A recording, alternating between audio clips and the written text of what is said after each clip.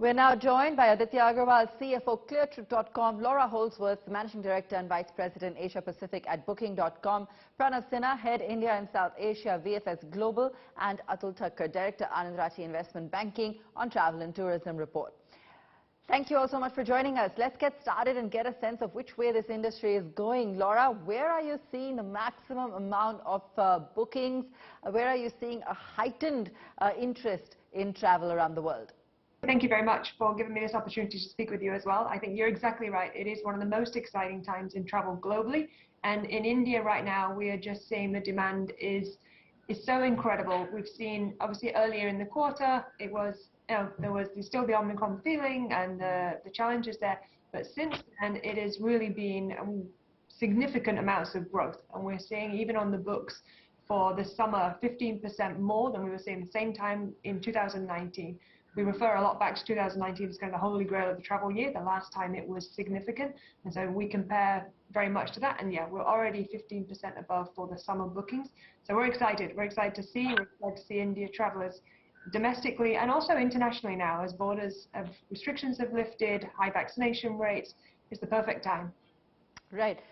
Okay, but what about visas? Pranav Sinha, the pandemic has impacted the travel sector for a good 2 years of time. What are the top destinations people are now choosing to travel to? And then, of course, I'll also ask you on the kind of issues they're facing with their visas. The pandemic didn't do well for anyone. And of course, the travel was outbound out of India was restricted for literally 2 years. Restart of travel happened in phases. With many international borders also closed, gradually opening phase-wise. Initially, we saw students and very specific category applications that were allowed to move outbound. Internationally, also, many countries were only accepting very specific categories for very, very specific reasons. Family members joining those that are abroad already. Those were the initial ones. But now, as you also mentioned, ever since March 27th, when the international flights are also allowed by DGCA, we are also witnessing a very high uptick in terms of outbound travel. Markets that are being favored, as it has always been, even pre-pandemic, UK, the Europe, Schengen member states, USA, Canada, I think across everywhere, even Southeast Asia, Thailand, Vietnam, Japan, there is travel happening many locations. So the outbound travel definitely looks very promising. Okay. Laura, how much of the travel then is outbound?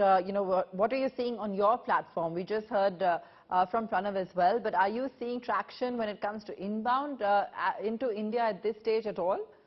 We are. We're just starting to see that picking up. It's certainly still a very domestic heavy market, and globally we're still seeing a similar trend. But really we are seeing inbound travelers, and we're seeing them coming from destinations like the UK, the US, UAE, Germany, Australia. So we're seeing these travelers coming back, and there's obviously that demand that's been there of these travelers that want to be back in India and experiencing all the delightful things we have here.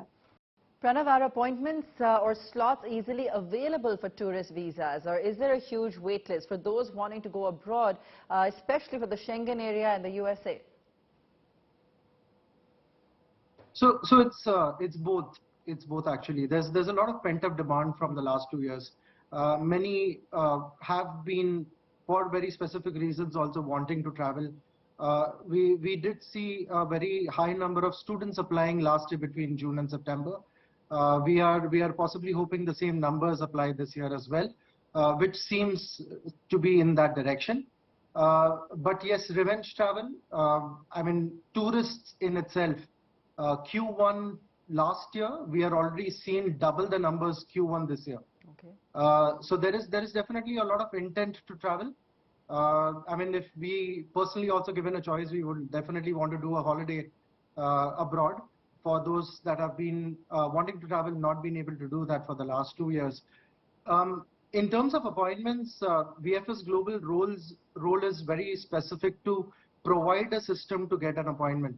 How many appointments are allowed to be opened is completely a prerogative of the respective governments. Now, for example, UK, one could get an appointment within 4 to 5 days. Yes, it's a longer wait for other governments.